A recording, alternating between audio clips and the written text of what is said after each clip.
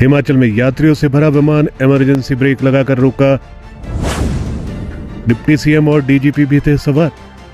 Airline company बोली तकनीकी खराबी से आई परेशानी।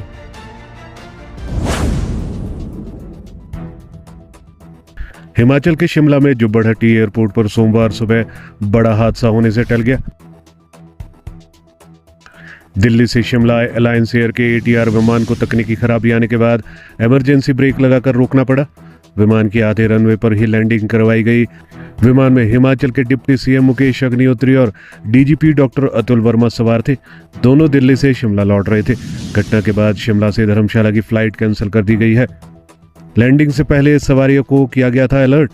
इमरजेंसी ब्रेक लगाने से पहले एयरलाइंस ने सवारियों को अलर्ट कर दिया था। उन्हें बताया गया कि तकनीकी दिक्कतों की वजह से विमान की इमरजेंसी ब्रेक का इस्तेमाल करना पड़ा है।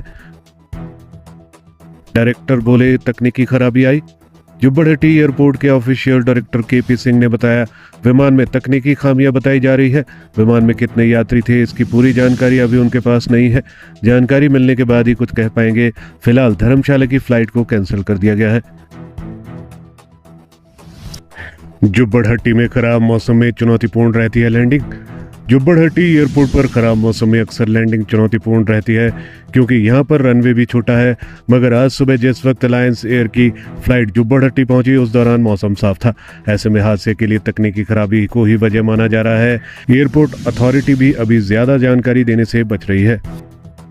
दिल्ली से शिमला और शिमला से धर्मशाला उड़ता है विमान।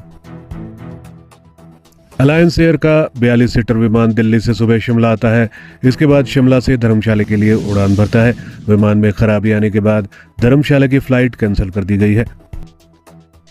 रनवे आखिरी पॉइंट तक पहुंचा, यात्री लगे रोने।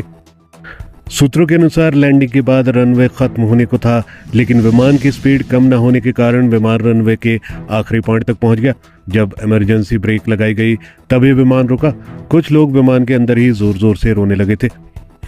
विमान रुकने के बाद भी लगभग 25 मिनट तक यात्रियों को विमान से बाहर नहीं निकाला गया।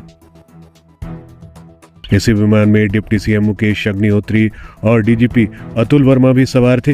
डिप्टी सीएम पिछले कल ही दिल्ली गए थे और वहां से केंद्रीय हाईकमान के साथ मीटिंग कर वापस शिमला लौट रहे थे।